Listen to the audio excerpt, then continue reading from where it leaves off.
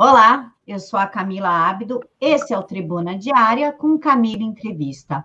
Hoje nós estamos recebendo dois agentes classe especial da Polícia Federal. O doutor Felipe Coutinho, que foi adjunto em Londres de 2015 a 2018, e o doutor Pinelli, que foi adjunto na Venezuela de 2016 a 2017. Senhores, muito obrigada por aceitar falar conosco. Boa tarde, Camila. Prazer nosso, hein? Eu também agradeço, Camila, e estamos aqui à sua disposição. Doutor Pinelli, o senhor pode explicar, por gentileza, o que seria um agente classe especial? A classe especial, ela é curta. Por exemplo, na Polícia Federal, você pode alcançar esse posto logo depois de 10 anos de serviço, né, executado, se você não tiver nenhum problema administrativo ou desse ou de outro tipo, né, seguir as normas. Então, o agente especial é onde você alcança o auge da sua carreira com 10 anos. Então, na verdade, tem uma frustração dentro da Polícia Federal também, eu vou ser bem claro e verdadeiro, porque depois de 10 anos, eu, por exemplo, tenho 39 anos de polícia, lá dos 10 anos iniciais, é como se a minha carreira tivesse chegado ao final, ou pelo menos ao auge. Doutor Coutinho, e o que seria um adjunto? O senhor foi adjunto em Londres, o que significa isso? O adido adjunto, Camila, ele é o auxiliar do adido da polícia. Os dois, em conjunto, eles representam a Polícia Federal fora do Brasil, desenvolvendo atividades que visam otimizar o trabalho da polícia lá fora, seja acelerando processos como bloqueio patrimonial, seja auxiliando nas ações de localização de procurados internacionais, seja nas ações de cooperação de tráfico de pessoas ou de tráfico de drogas. Então, essas adidâncias espalhadas pelo mundo aí que a Polícia Federal são 14 adidâncias, elas se prestam a agilizar esse serviço de cooperação internacional. Doutor Pinelli, existe muita curiosidade, as pessoas, elas se atraem muito por assunto Venezuela, até por conta do Nicolás Maduro, que ontem saiu uma estatística de que 1.600 pessoas foram assassinadas a mando do seu serviço. O senhor foi adjunto na Venezuela. Como é que foi essa experiência? Eu posso dizer que não foi uma experiência boa, um pouco diferente da adidância que o Felipe ocupou na Inglaterra. A gente tem um pouco mais, uma obrigação a mais, principalmente na América Latina. Eu também fui oficial de ligação na Venezuela e no Paraguai. É você tentar um acordo internacional com as polícias, no caso, o DPF com a Senad do Paraguai, o DPF com a FOI da Bolívia, e essa aproximação, no meu caso, na Venezuela, seria com a... esqueci, já me lembro o nome da polícia, que trata sobre narcóticos. E isso a gente não conseguiu por conta desse regime do governo, né? O governo, infelizmente, nós deparamos até com esse tipo de atividade dentro do próprio governo e dentro das Forças Armadas. E, então, a Venezuela está uma bagunça, o desabastecimento é total. Quando eu cheguei lá, tinha dificuldade para encontrar material de higiene, até papel higiênico, entre outras coisas, a gente ia comprar fora, nas ilhas do Caribe ou em Miami. Então, não tem nada, o povo está passando fome, está comendo no lixo. É uma coisa assim degradante. Nós exercemos nossa embaixada e nosso consulado até alguma coisa assim de auxílio, né? Mas o país é grande, mas é um estado de sítio, uma calamidade pública, uma coisa horrível aqui do governo, e a gente lá, as pessoas, né, os venezuelanos acham que vai terminar daqui um ano, a próxima eleição, e não termina nunca. Então, ali não é ditadura total. Tem essas conversas aí de socialismo, conversa de democracia, não existe aí lá, não existe, não. É ditadura total. E o povo, remédios, medicamentos, você não acha, as pessoas estão morrendo de tudo quanto é tipo de doença por falta, até antibiótico você não encontra. A comida, a própria farinha para fazer o pão você não encontra. E aí eu já saí de lá em 2018, se não me engano, e a situação está piorando, inclusive. Doutor Felipe, existe uma imaginação no povo brasileiro de que a Polícia Federal é uma SWAT, tipo a CIA, assim, aquelas ações maravilhosas feitas pela SWAT, que a gente assiste na TV. Eu gostaria que o senhor falasse um pouquinho sobre a Polícia Federal, como que é o concurso para fazer parte da Polícia Federal? O concurso para a Polícia Federal, Camila, ele é dividido em duas partes, né? A primeira parte, ela consiste numa prova. Essa prova ela tem uma parte objetiva, de questões de múltipla escolha, e tem uma parte discursiva. Ainda nessa primeira parte do concurso, você também tem um exame de aptidão física, você tem uma avaliação médica e você tem uma avaliação psicológica. Todos esses elementos, eles são eliminatórios.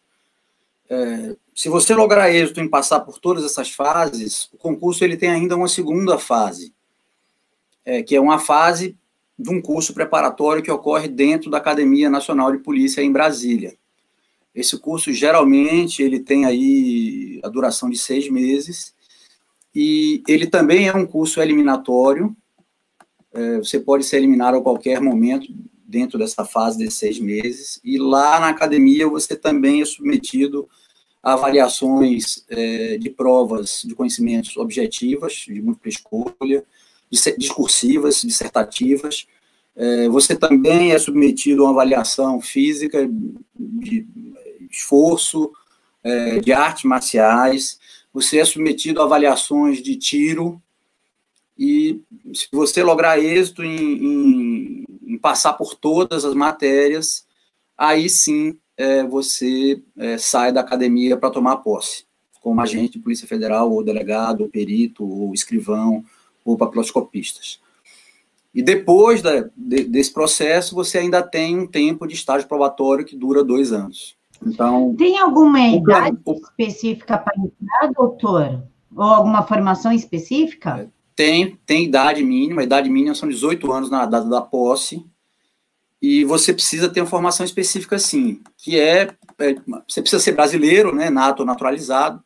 Você tem que estar em dia com suas obrigações eleitorais e militares. Você precisa também ter uma CNH, no mínimo na categoria B. E para cada concurso você tem uma exigência diferente. Então, por exemplo, nos concursos para agente, escrivão e papiloscopista, você tem que ter uma formação de nível superior em qualquer área. Para o concurso de delegado, essa formação tem que ser específica na área de direito. E você tem que comprovar, no mínimo, 3 anos de experiência na área jurídica ou na área policial. E para o concurso de perito, você precisa ter uma formação de nível superior na área específica do concurso que você está fazendo. Se é perito para engenharia ou se é um perito para química, você tem que ter aquele tipo de formação ali. Doutor Pinelli, agora, desculpa, doutor, o senhor quer complementar? Eu ia falar sobre a primeira parte da sua pergunta aí, onde você falou de que as pessoas acham que a polícia é uma SWAT, ou é uma FBI, ou a Polícia Federal é uma coisa do tipo. Na verdade, assim, a Polícia Federal, que é uma polícia eminentemente judiciária, ela é uma polícia investigativa, sim, e eu ouso dizer que a gente não deixa nada, não deve nada para o FBI, nem para nenhuma outra polícia investigativa no mundo, atualmente. Doutor Pinelli, eu acho que o senhor, o nome para responder essa pergunta, já que o senhor está na Polícia Federal desde 1981, quando surgiu a Polícia Federal. Como ela surgiu e por que ela surgiu? Bom, Camila, essa é uma pergunta difícil, que eu também não sou tão antiga assim. A Polícia Federal foi criada em 1967. Antes tinha alguma coisa relacionada, né, em Brasília, que era o Secretaria de Segurança Nacional. E o primeiro concurso, realmente, essa academia que a recém o Felipe falou, a Academia Nacional de Polícia, então ela foi criada para receber, né, esses alunos que se candidatavam para esse novo cargo. E a notícia que eu tenho, né, que a lembrança desses anos é um pouco mais difícil, é que foram 200 de concurso, né, concurseiro. Ainda não tinha nem para delegado, né? A Polícia Judiciária, acho que foi para 69, se não me engano, foi o primeiro curso de delegado. E tem a GEB, não sei se você já ouviu falar, a GEB é Guarda Especial de Brasília. Ela foi criada para cuidar das obras da construção de Brasília, né? Então, era para fiscalizar os trabalhadores, porque tinha prazos a cumprir, tinha um protocolo, tinha um projeto que a Brasília teria que ser inaugurada em 1960. Então, essa polícia que surgiu, na verdade não era a polícia, né, era a Guarda Especial, era para fiscalizar esses trabalhadores, para não perder o tempo, né, a parte de construção, parte de arborização. E eles jogavam pesado com os funcionários que vinham, principalmente do Nordeste, para fazer esse trabalho da construção da cidade. Como o governo era no Rio de Janeiro, depois que foi inaugurada a nova capital, né? A capital, a nossa capital do governo, alguns vieram para cá também, que compunham esse corpo da GEB. E como o nosso efetivo era pequeníssimo, e hoje ainda ele continua assim, eles foram agregados, eles foram juntados com a Polícia Federal para montar corpo, né? E a ideia, né? E veio na Constituição, né? Teve uma mini Constituição, acho que 68, não tenho certeza, de criar, né, esse grupo federal para atuar na esfera nacional. Naquele início lá era só Rio de Janeiro, São Paulo e Brasília, e depois foi estendendo para o país todo. Isso era um molde também, né, que foi visto dos Estados Unidos, do Canadá, essa polícia que você não é necessário você pedir autorização para a Polícia Civil, para a Polícia Militar, não é necessário você avisar, nós estamos atuando, estamos atrás aqui de um grupo, uma investigação própria a nível, né? E aí as atribuições elas foram aumentando e aumenta sempre, a tecnologia melhorou, né? Mas era para cuidar assim do fato que o que interessa para a União, né? Serviços, bens da União, então ela passou a existir e funciona muito bem, assim, no meu pensamento, até hoje. Doutor Pinelli, continuando a pergunta, é sobre o centro de inteligência. O que é esse centro de inteligência e por que ele foi criado? É tipo um Criminal Minds? A inteligência, assim, da minha participação mais efetiva, quando ela foi, assim, dentro da nossa superintendência, na sede e outros estados, ela efetivamente foi nos anos 90. É claro que um pouco antes a gente fazia alguma coisa. Mas o que ela significa? Significa a deliberação, né, da justiça para alguns atendimentos que antes, para você... a sua investigação ela ficava travada somente na vigilância, no tempo decorrido, de alguma coisa que você viu no aeroporto, na fronteira. Então, a gente passou a receber, principalmente, quebra do sigilo telefônico, quebra do sigilo bancário, e atualmente a gente vem evoluindo mais nesse aspecto. Então, facilitou a investigação dos policiais encarregados. A inteligência nada mais é do que pleitos que recebemos, que foram cedidos pelo judiciário, para poder acelerar a nossa investigação. Claro que surgiu equipamentos tecnológicos melhores que facilitou a vida do investigador, né? Doutor Felipe, nós vemos aí diversas séries como Law and Order, Special Victims Unit, CSI, conseguindo sempre estar à frente, né? Eles sempre identificam o agressor com poucas descrições da vítima, um exame de DNA que sai em questão de minutos, e antes do entardecer, geralmente o criminoso já está preso. Isso é possível? Existe esse tipo de coisa? A Polícia Federal tem alguma tecnologia para identificação imediata de pessoas dentro desse sentido. Assim, por exemplo, nós temos um banco de dados, o WAVES, em que todos os estrangeiros eles têm as suas digitais cadastradas. Então, se, por exemplo, você encontra uma impressão digital de um estrangeiro numa cena de crime, evidentemente que a gente vai conseguir fazer essa identificação imediata. O que não acontece para todo brasileiro, porque o banco de dados digitais dos brasileiros não está pronto ainda, é um projeto do governo Bolsonaro, mas ainda não ficou pronto. Então, sob certo aspecto, a gente, de fato, tem tecnologia avançada, em perícias, principalmente, mas eu acho que no Brasil faltam bancos de dados mais robustos para que a gente consiga, de fato, ter essa eficiência que a gente vê nesses seriados americanos aí. Senhores, agora os senhores determinam quem vai responder. A Polícia Federal está deflagrando diversas operações para o combate à pedofilia. Como essas operações são deflagradas e como se inicia uma operação?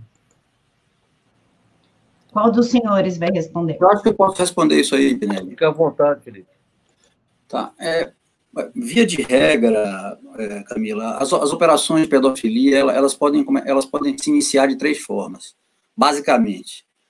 A primeira delas é quando um organismo internacional está fazendo uma investigação e, no curso dessa investigação, ele identifica que tem algum IP sendo utilizado no Brasil e informa a Polícia Federal da existência desse indivíduo que está fazendo parte dessa rede ou dessa organização criminosa, e a partir daí você inicia a investigação em cima desse IP ou dessa máquina, desse indivíduo, que já é alvo de uma investigação lá fora, e você termina fazendo esse braço da investigação aqui. Via de regra, nesses casos, geralmente, essas investigações, muitas vezes, elas terminam sendo deflagradas de forma conjunta. Também é possível você começar uma investigação de pedofilia, às vezes, a partir de provas encontradas em computadores que foram objeto de busca e apreensão por outros crimes. Então, o indivíduo está lá investigado por... É o que a gente chama de encontro fortuito de prova. O indivíduo está lá investigado por lavagem de dinheiro e o computador vai para a perícia e você percebe que aquele computador ali também era utilizado para a prática de crime de pedofilia, e você encontra outros IPs e contatos relacionados, e você pode começar uma investigação também a partir disso. Assim como você pode também começar uma investigação a partir de uma denúncia, seja ela uma denúncia anônima, mas que traga evidências de crimes, que forneça elementos robustos da existência do crime, ou através de depoimento de pessoas que tragam as informações de que determinadas pessoas estão praticando esse tipo de delito. Doutor Pinelli, antes da gente abordar o seu livro sobre as operações, eu gostaria de saber como que eu escolhi os nomes das operações, porque a impressão que dá é que vocês abrem um dicionário grego, botam o dedo e falam, vai ser essa aí mesmo. Eu gostaria de saber como é que é feito a escolha dos nomes das operações. Olha, Camila, isso parece uma brincadeira, né? assim, entre os policiais. É uma proposta, né, de um fato, o que leva, que não pode chamar a atenção, né, do próprio alvo. Então, é como se fosse uma disputa assim, sem muito aspecto relevante para poder demonstrar isso futuramente na justiça ou para a mídia, né? Eu posso dar um exemplo. Uma vez eu propus uma nova operação, que era ligar, os investigados eram ligados ao Exército, à Polícia Militar, né? Um militar, na verdade. Aí eu vou colocar a Operação Caserna, inclusive aceitado no livro. Mas ela é aleatória. Na verdade, não tem assim um padrão, não posso falar com a nossa administração, não. Às vezes até pode ser modificada durante o curso, mas ela é para lembrar, né, o policial de um fato relacionado, sem que isso possa levantar suspeita para os próprios investigados. Senhores, aconteceu o maior roubo da história em Fortaleza pelo Banco Central. O caso é contado no seu livro, certo, doutor Pinelli? Eu gostaria que o senhor falasse um pouquinho sobre essa história. Pois é, o furto do Banco Central, o protagonista é o Felipe, que está. Eu fui chamado, né, na verdade, fui recrutado pela equipe dele para auxiliar.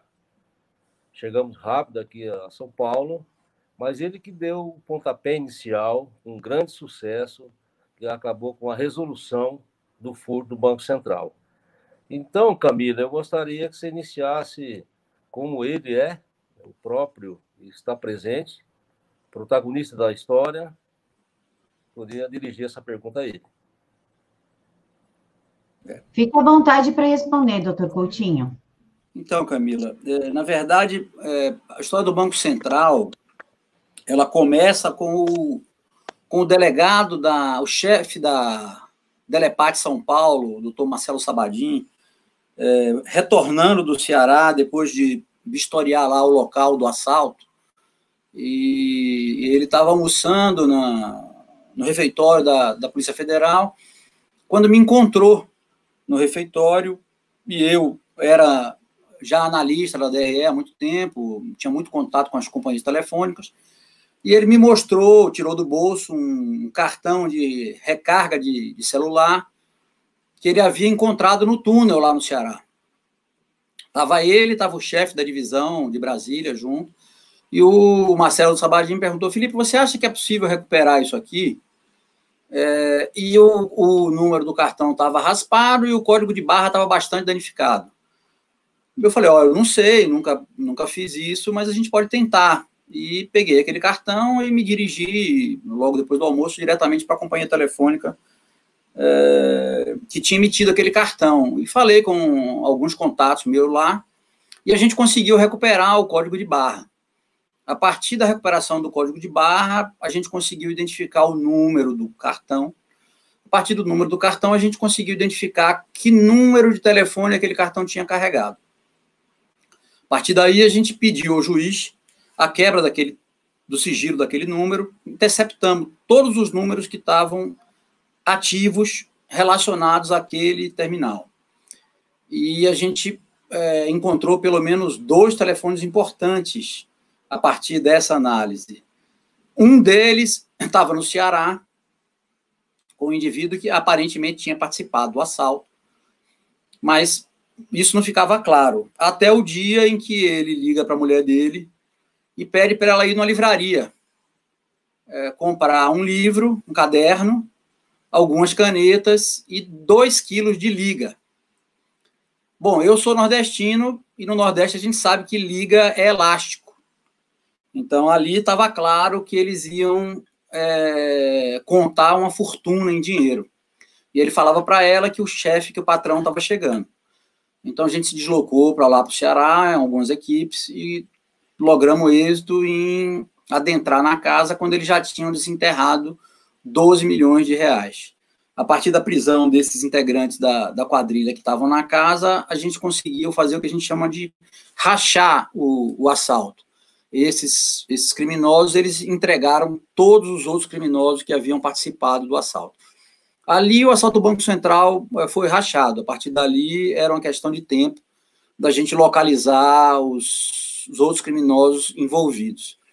Mas teve um fato interessante, engraçado de contar, que foi do outro telefone que estava ativo em São Paulo, que estava com uma senhora que a gente acreditava que fosse mãe de um dos assaltantes. E ela estava fazendo uma reforma na casa dela. Você lembra disso, Pinelli? Lembro claramente. Interessante, engraçado, né? Claro, também. E todo dia tinha que comprar material de construção e tal, e a gente ainda não tinha certeza de que, de fato, ela era mãe de um dos assaltantes, que o filho dela tivesse participado. E aí ela começava a falar, pô, mas esse negócio de reforma é muito caro, e todo dia vai 50, e vai 50, e vai 50.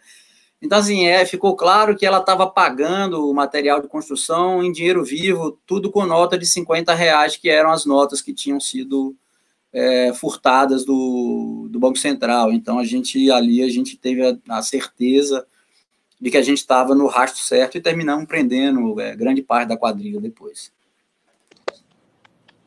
Senhores, sobre interdição de aeronave, a gente vê algumas operações pela televisão de que a Polícia Federal consegue interceptar uma aeronave e pegar armamento e drogas, enfim.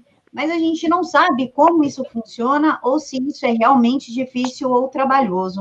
Doutor Felipe, o senhor pode explicar para a gente, por gentileza? Interdição de aeronave talvez seja um dos momentos mais críticos de ação da Polícia Federal. Mas eu acho que, assim, a gente está na frente de um especialista aqui, talvez o maior especialista em interdição de aeronave do Brasil, que é o Luiz Pinelli, é o cara que, inclusive, desenvolveu um curso de interdição de aeronave que é dado na Academia Nacional de Polícia.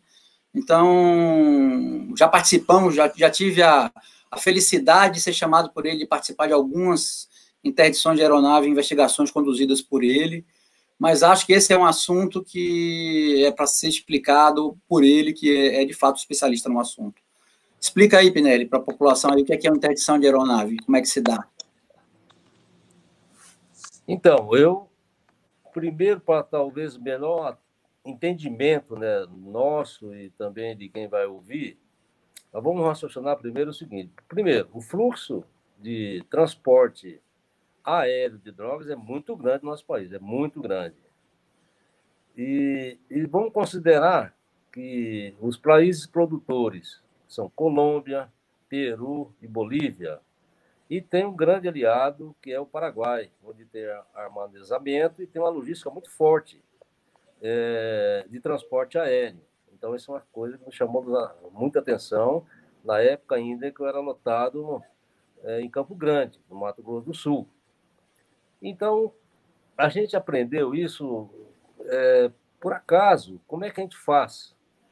A gente tinha uma ideia.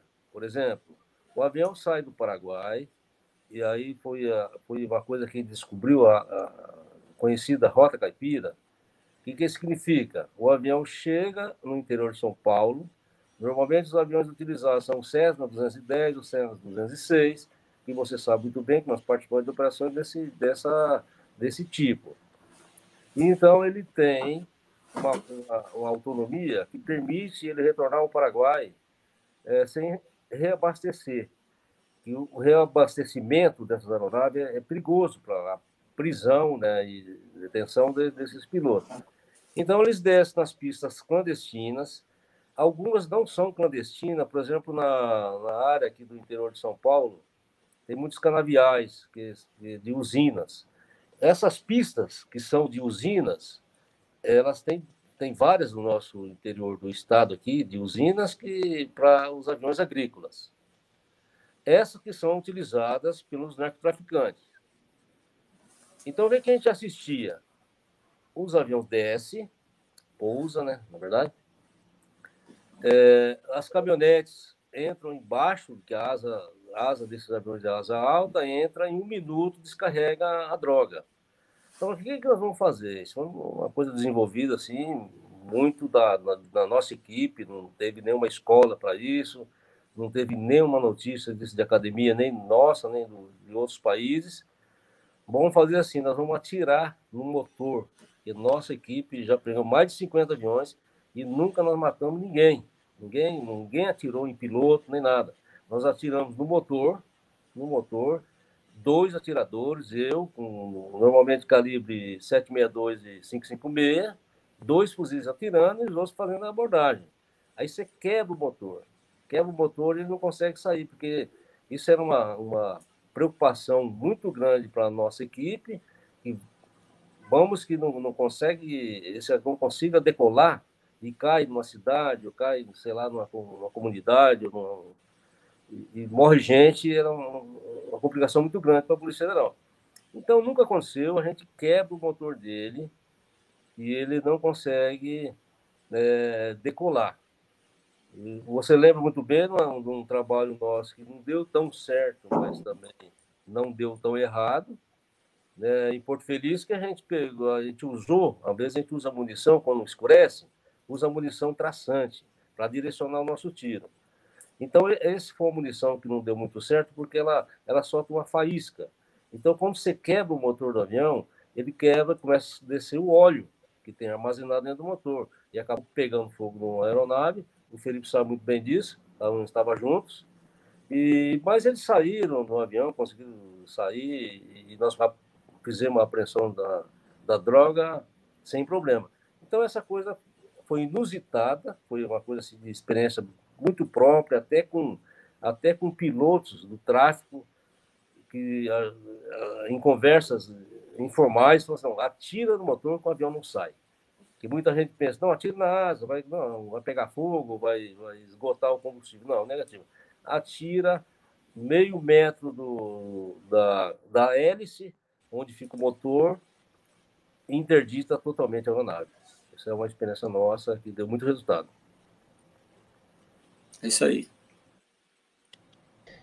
Senhores, aconteceu em 1994 a maior apreensão de cocaína da história. Foram 7 toneladas. Os senhores podem falar sobre essa ação, por favor? Pinelli, é com você.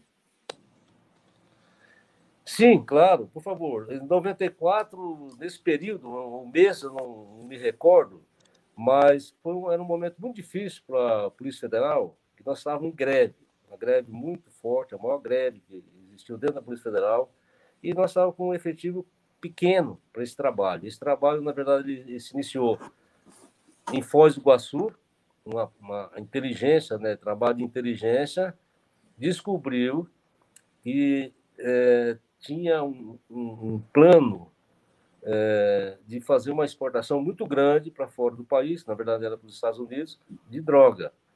E o que eles conseguiram nessa ocasião? Ia ser efetuada uma compra muito grande de fumo, tabaco, no Rio Grande do Sul, e precisava fazer o acompanhamento. Era uma carreta e um caminhão.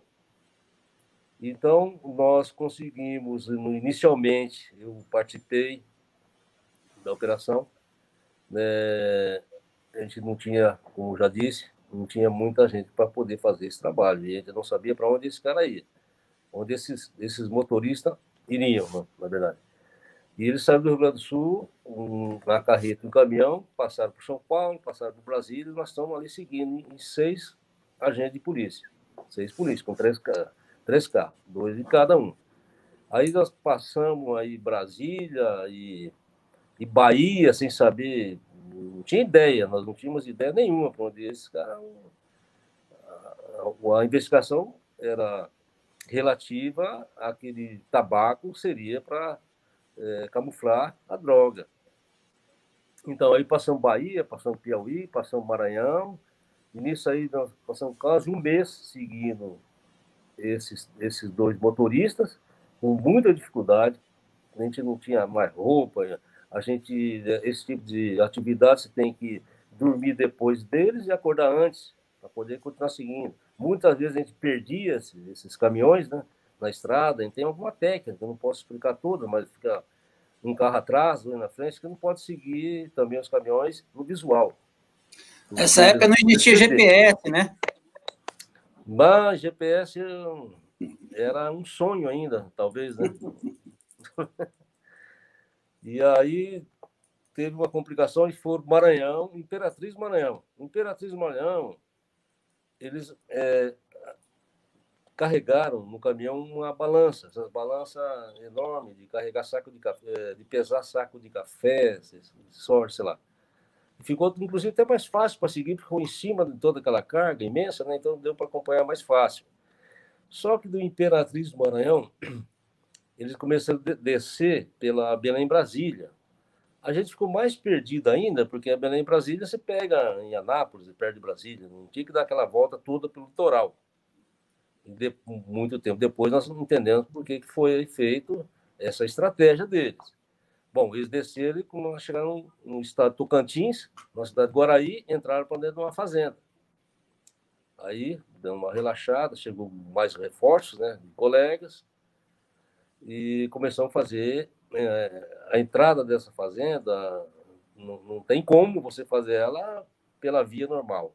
Então, pelo mato, a gente conseguiu ter alguma observação, com binóculos, e se aproximar um pouco mais.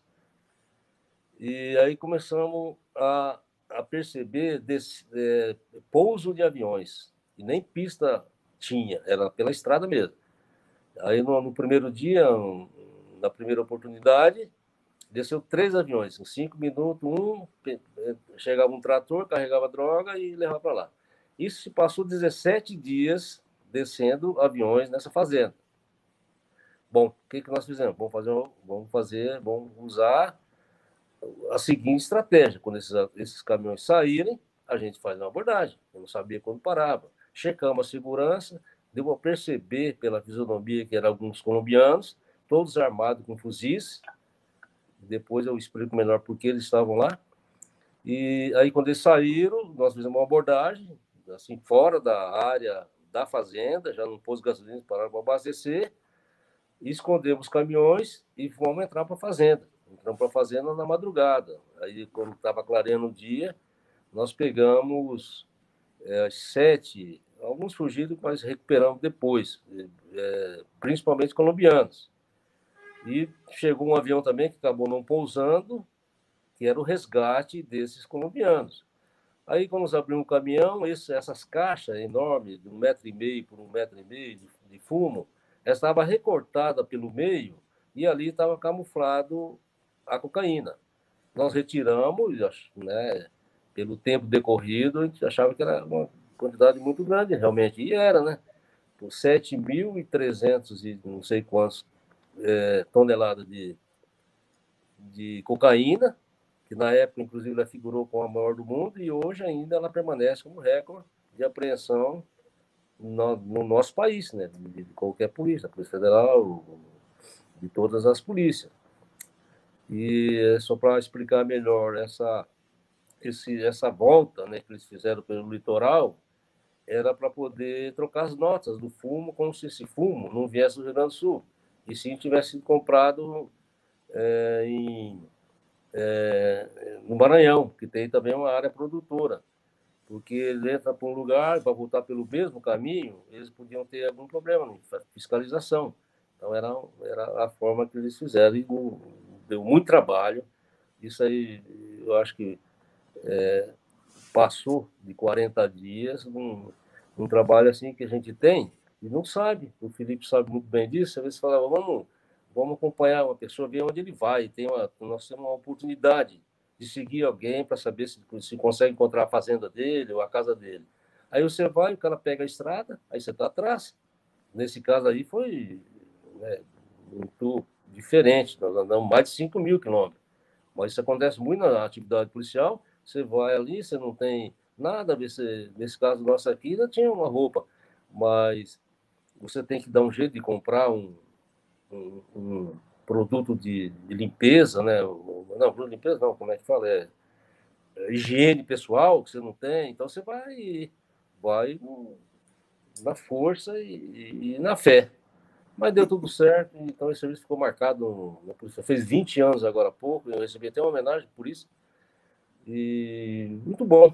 E eu acho, talvez, que esse recorde não seja quebrado, porque no meu pensamento, foi uma falha desse grupo. Teve briga interna desses grupos, né? Esses colombianos que foram presos lá no local, cada um cuidava da sua droga. Então, quer dizer, era consórcio. Um levou 3.000 quilos, outro levou 2.500 quilos, outro levou 500. Então, cada um estava fazendo a segurança da sua droga. E o chefe, né, o colombiano, que era o chefe desse grupo, ele foi cobrado muito forte, né, pelos seus produtores e fornecedores, porque acharam um erro muito grande de estratégico dele de juntar essa droga toda num local só e acabou sendo apreendida. Então, o mais comum é a quantidade menor. Senhores, eu gostaria que os senhores falassem um pouquinho sobre o tráfico de pessoas, porque é um crime que choca, ainda mais que agora está em pauta o filme Cuts, e muitas vítimas, né, muitos sobreviventes desse tipo de crime, tráfico de pessoas, tráfico sexual de crianças, estão tendo o que chamamos de gatilho. Eles estão relembrando aquelas experiências traumáticas e a importância da base de inteligência da Polícia Federal para o combate ao crime. Eu acho, viu, Camila, assim, essa parte de tráfico de pessoas não é muito a nossa especialidade, mas, assim, o que serve para tudo é a base de inteligência. Os escritórios de inteligência, eles são a parte mais importante da Polícia Federal na sua função de investigar. Eles são o coração da polícia, porque você precisa ter a equipe que faz a rua, que faz o acompanhamento, que segue o carro, que individualiza o indivíduo no encontro, mas você tem que ter a inteligência que orienta a rua. A rua, ela caminha junto com a inteligência. É a interceptação telefônica, a interceptação telemática, é o estudo das relações das pessoas que leva a um serviço bem-sucedido. Então, seja para pedofilia, seja para tráfico de pessoas, seja para tráfico de droga, seja para lavagem de dinheiro, né? A grande estratégia da Polícia Federal é o uso de escritórios de inteligência capazes de fornecer informações que levem a você conseguir desbaratar a organização criminosa, encontrar todos os seus membros e conseguir produzir materialidade contra esses autores aí.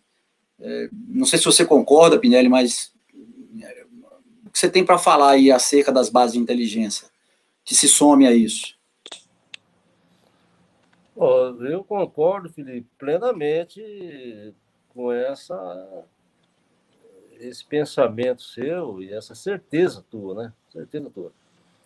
Eu sou mais antigo, né, que você, então eu passei uns tempos ruins, vamos colocar aí nos anos 80, que a gente estava no olho, tinha que fazer barreiras, às vezes trombava com alguma droga, com outro crime, e você não tinha argumento e não tinha como chegar ao final e quem seria esse grupo, quem era o dono, para onde, quem era o receptor.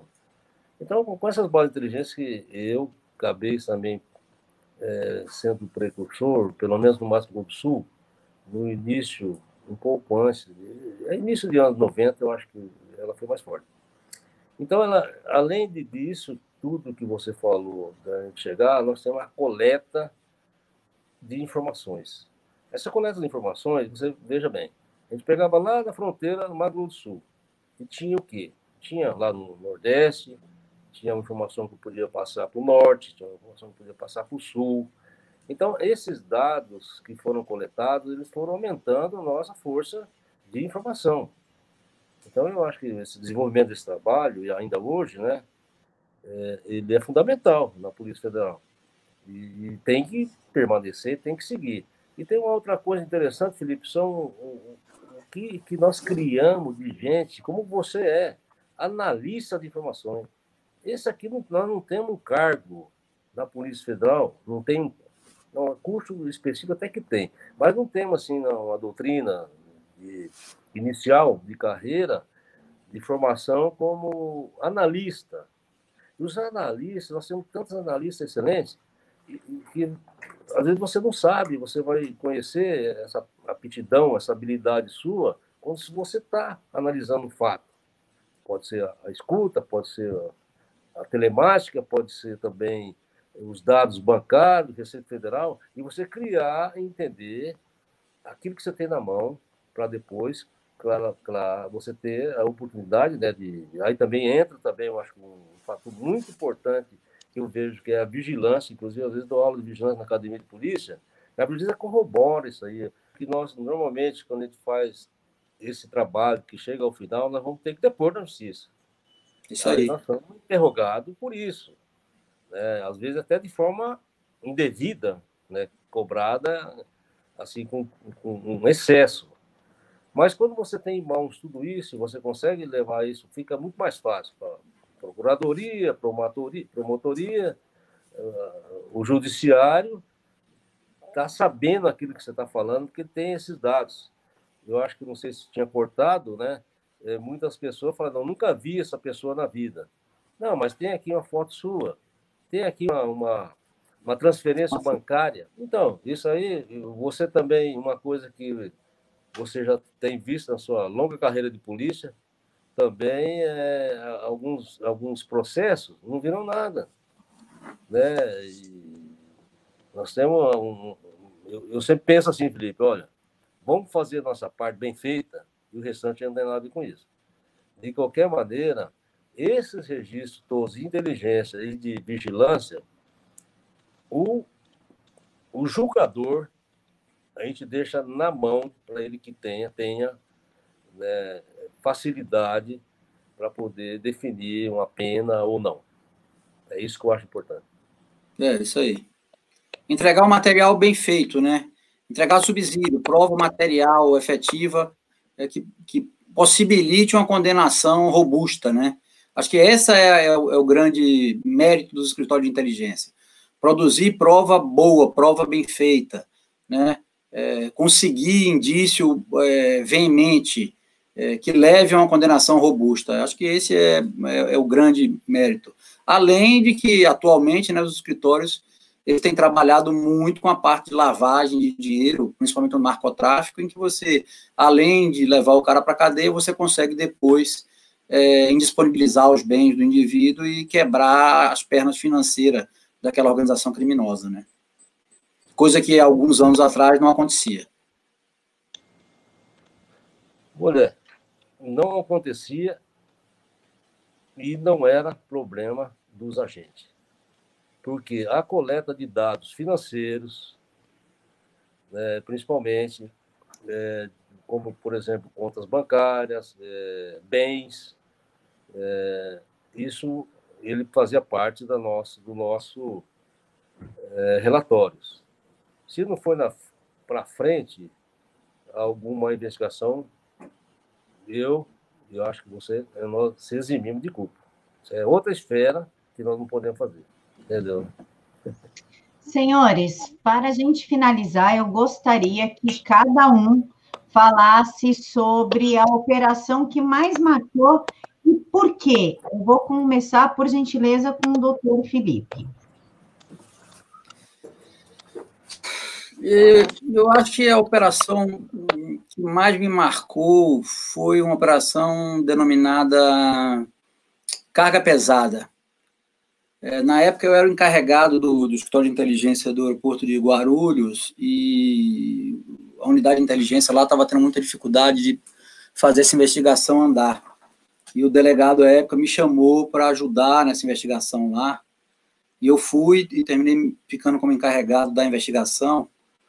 E era uma investigação em que diversos funcionários do aeroporto, inclusive o pessoal da segurança, que tinha acesso à área restrita do aeroporto, funcionários de handling, funcionários da própria Infraero, gente da portaria do aeroporto, enfim, era uma quadrilha enorme, mista de traficantes de fora do aeroporto e de funcionários do aeroporto, extremamente complexa, e a gente terminou sendo bem-sucedido na investigação e levando todo mundo aí para condenações longas, mais de 20 anos de cadeia, os principais alvos.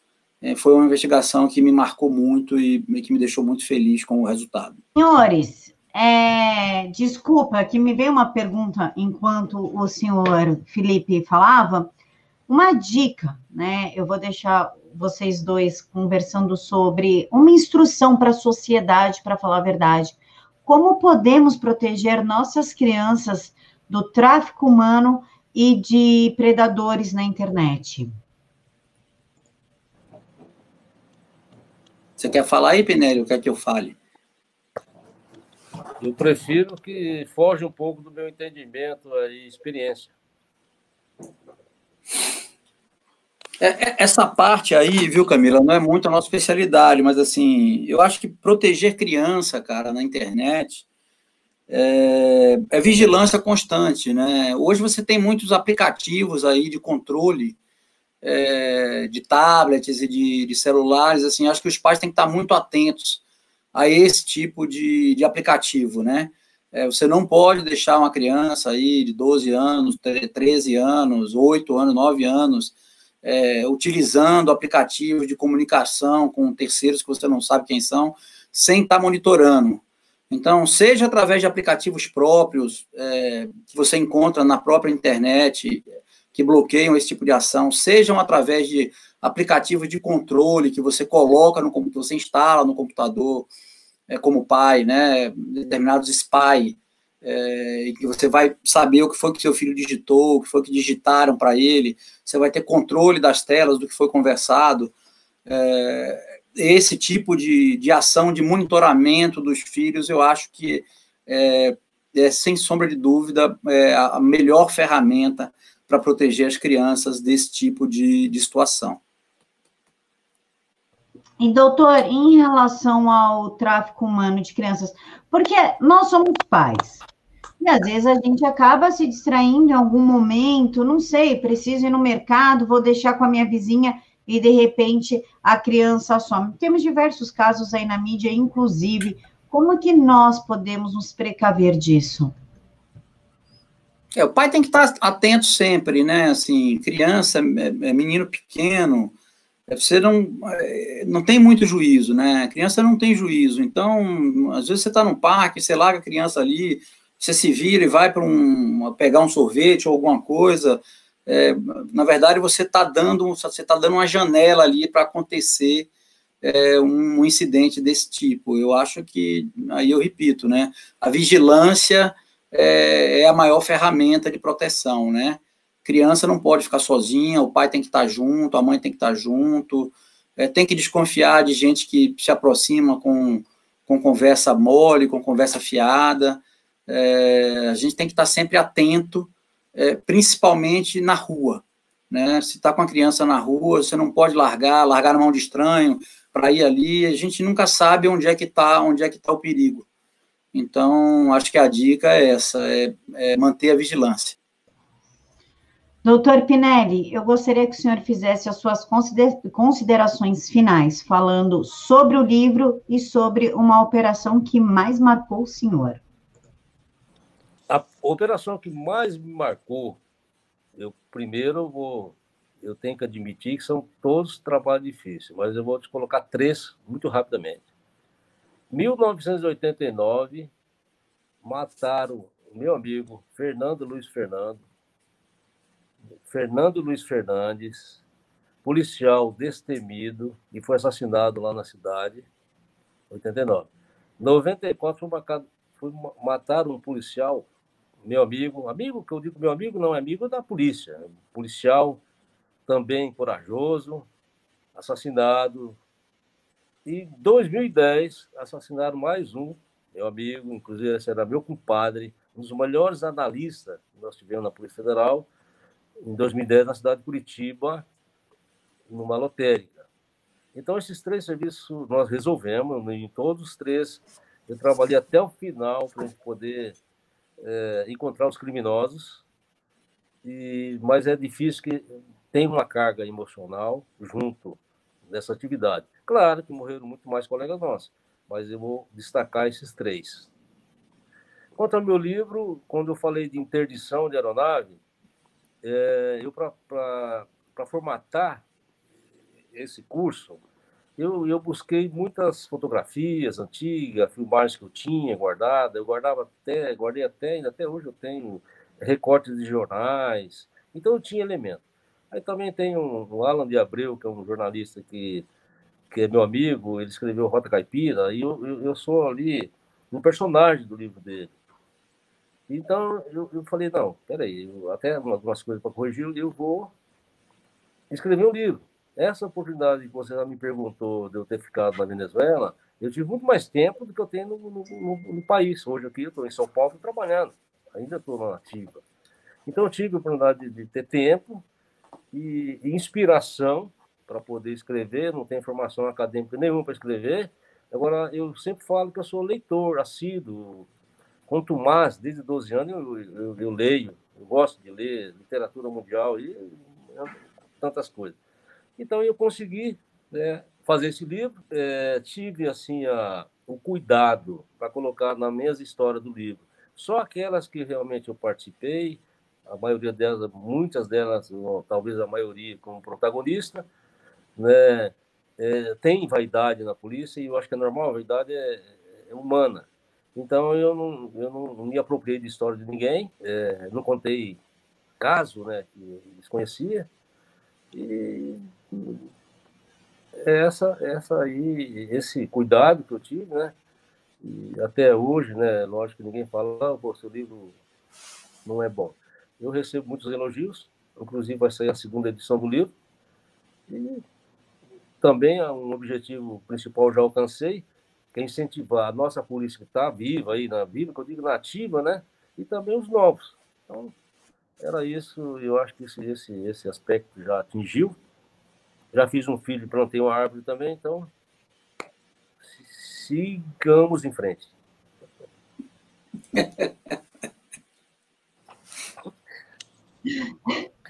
Fez um filho, plantou uma árvore e escreveu um livro. Cumpriu ali todos os requisitos para uma vida feliz. A árvore foi um pé de limão. Eu acho que foi mais que deu resultado.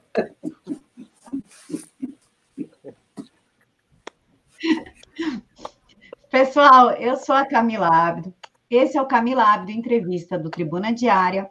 Peço que vocês não esqueçam de conferir a nossa livraria, se inscrever no canal e ativar o sininho. Fiquem todos com Deus.